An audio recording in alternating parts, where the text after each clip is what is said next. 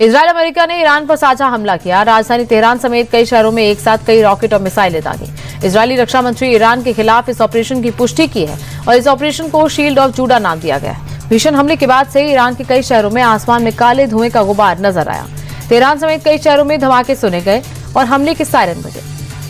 बता दें कि अमेरिकी राष्ट्रपति डोनाल्ड ट्रंप ने ईरान पर हमला करने की धमकी दी थी। इजरायली अमेरिका के साझा हमले में ईरान के राष्ट्रपति और सुपर लीडर खामेनेई को भी निशाना बनाने की कोशिश की गई। इजरायल ने राष्ट्रपति भवन और खामेनेई के ठिकानों पर 7 मिसाइलें दागी। हालांकि ईरान का दावा है कि हमले में राष्ट्रपति सुरक्षित है, वहीं खामेनेई को भी तेहरान से सुरक्षित स्थान पर शिफ्ट कर दिया गया। इस हमले में ईरान के कई बड़े कमांडर्स के मारे जाने की खबर है। ईरान को चौंकाने के लिए इजरायल ने दिन में हमला किया। एयरबेस के साथ साथ युद्धपोत पे से भी अटैक किया। इस हमले में ईरान की पूरी टॉप लीडरशिप को टारगेट करने की कोशिश की गई। बीते 4 दिन से अमेरिका और इजरायल इस हमले की तैयारी कर रहा था। इंटेलिजेंस हेडक्वार्टर से लेकर न्यूक्लियर सेंटर तक को निशाना बनाया गया। ईरान पर हमला करने के बाद अमेरिकी राष्ट्रपति ट्रंप ने पहला बयान जारी किया। राष्ट्रपति ट्रंप ने कहा कि ईरान कभी परमाणु शक्ति नहीं बन सकता। ईरान परमाणु हथियार बनाने की कोशिश कर रहा था और अमेरिका को निशाना बनाने की कोशिश में था। ईरान के खिलाफ अब हमने बड़ा ऑपरेशन शुरू किया है। हमारा लक्ष्य खतरे को खत्म करने का है। हम उनकी नेवी और मिसाइलों को खत्म कर देंगे। ट्रंप ने ईरान को धमकी देते हुए कहा, खामेनेई की फोर्स हाथ डाले या फिर मौत का सामना करे। राष्ट्रपति ट्रंप ने अपना बयान में चौंकाने वाला दावा किया। ट्रंप ने दावा किया कि अमेरिका ने ईरान को कई ऑफर दिए, लेकिन ईरान ने सभी ऑफर्स को ठुकरा दिया। इसके बाद आखिर में अमेरिका को हमला करना पड़ा। सूत्रों के मुताबिक अमेरिका ने ईरान के आगे 4 शर्तें रखी थी। पहली, यूरेनियम एनरिचमेंट पर पूर्ण प्रतिबंध। दूसरी, पहले से संवर्धित यूरेनियम को हटाना। तीसरी, लंबी दूरी की मिसाइलों की संख्या सीमित करना। और चौथी, क्षेत्र प्रॉक्सी बलों को मदद देना बंद करे। लेकिन ईरान इन शर्तों पर तैयार नहीं था। ईरान पर हमला करने के बाद इजरायल भी ईरान के पलटवार को लेकर पूरी तरह से अलर्ट था। इजरायल ने एयर डिफेंस सिस्टम आयरन डोम को एक्टिवेट कर दिया है। नेतन्याहू सरकार ने पहले ही पूरे देश में इमरजेंसी घोषित कर दी थी। एडवाइजरी जारी कर लोगों को सुरक्षित जगहों पर जाने को कह दिया था। स्कूल कॉलेज बंद और सार्वजनिक कार्यक्रमों पर पाबंदी लगा दी थी। साथ ही सभी उड़ानों को भी रद्द कर एयर स्पेस भी बंद कर दिया गया था। इजरायल की यरूशलेम और तेल अवीव में कई जगहों पर हवाई हमले के सायरन सुनाई दे रहे हैं। इजरायली सेना के मुताबिक लोगों को सचेत करने के लिए देश भर के कई इलाकों में एयर रेड के सायरन बजाए गए हैं। बता दें कि ईरान पर हमला करने के बाद इजरायल भी अलर्ट मोड पे है। हमले के बाद अमेरिका में भी अलर्ट है। कतर की अमेरिकी एम्बेसी ने अपने सभी कर्मचारियों को सुरक्षित जगह पर रहने का निर्देश दिया है। दूतावास ने अपने नागरिकों को भी अगली सूचना तक ऐसा ही करने की सलाह दी है। वहीं इस हमले के बाद पड़ोसी देश भी अलर्ट पर हो गए। इराक ने भी अपना एयर स्पेस बंद कर दिया है। ईरान पर अमेरिका इजरायल के हमले के बीच इजरायल स्थित भारतीय दूतावास ने नागरिकों के लिए एडवाइजरी जारी की है। सभी भारतीयों को सावधान और सतर्क रहने को कहा है। बेवजह घर से बाहर और गैर जरूरी यात्रा करने से बचने की सलाह दी है। जॉर्डन स्थित भारतीय दूतावास ने भी नागरिकों के लिए एडवाइजरी जारी की है। उधर इजरायली एयर स्पेस बंद होने से एयर इंडिया की दिल्ली से तेल अवीव की फ्लाइट को मुंबई डाइवर्ट कर दिया गया है।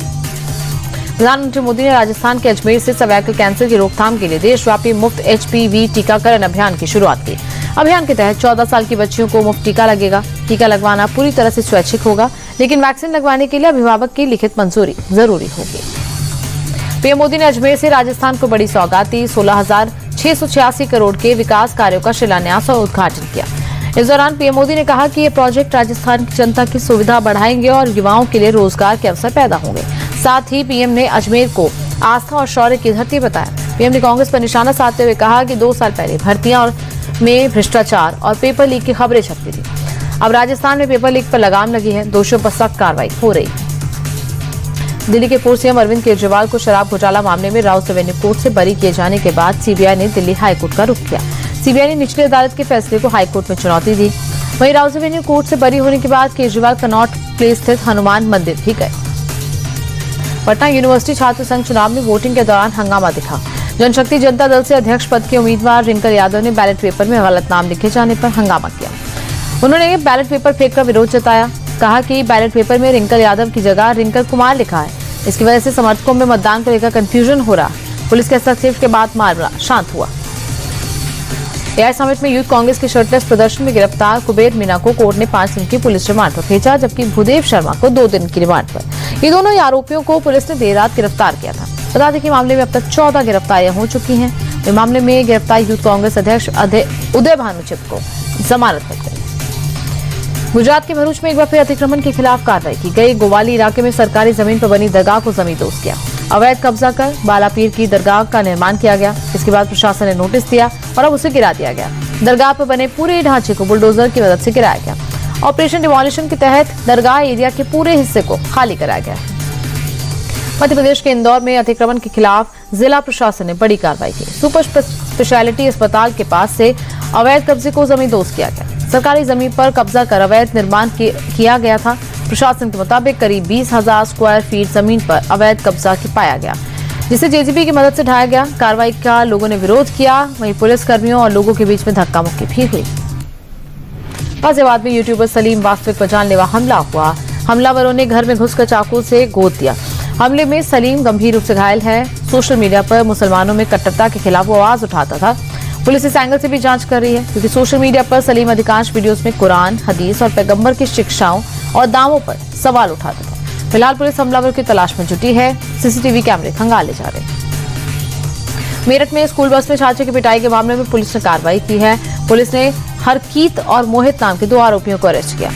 अरेस्ट करने के बाद दोनों आरोपी थाने में हाथ जोड़कर माफी मांगते नजर आए। पुरानी रंजिश में बस में घुसकर छात्र की बेरहमी से पिटाई की और इसका वीडियो भी वायरल हुआ था। इसके बाद से ही पुलिस आरोपी की तलाश कर रही थी। राजधानी दिल्ली में अपराध थम नहीं रहा। आए दिन लूट, डकैती, मर्डर की घटनाएं सामने आ रही हैं। बदमाशों के हौसले लगातार बुलंद हो रहे हैं। कानून व्यवस्था पूरी तरह चरमरा गई। मॉल टाउन इलाके से लूट का ताजा मामला सामने आया, जहां चोरों ने पिस्टल की नोक पर 14 लाख की लूट को अंजाम दिया।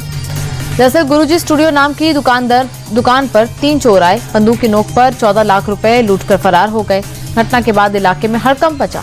फिलहाल पुलिस जांच में जुटी हुई है। पश्चिम बंगाल के मुर्शिदाबाद में शुक्रवार देर रात सनसनीखेज वारदात हुई। बच्चा चोरी के शक में गुस्साई भीड़ ने स्कॉर्पियो में आग लगा दी। इसमें कार पूरी तरह जलकर खाक हो गई। दरअसल बच्चा चोरी की आशंका में स्थानीय लोगों ने कार का पीछा किया और गाड़ी रोककर हमला कर दिया। इस दौरान कुछ लोगों ने कार में आग लगा दी। इलाके में तनाव हुआ।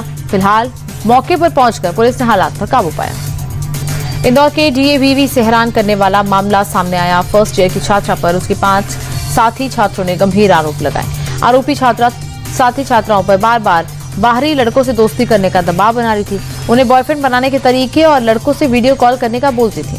छात्राओं ने इसकी शिकायत हॉस्टल की वार्डन से की। इसके बाद छात्रा के रूम की तलाशी ली गई तो वहां कई आपत्तिजनक सामग्री मिली। इसके बाद कॉलेज ने छात्रा को तुरंत हॉस्टल से निकाल दिया।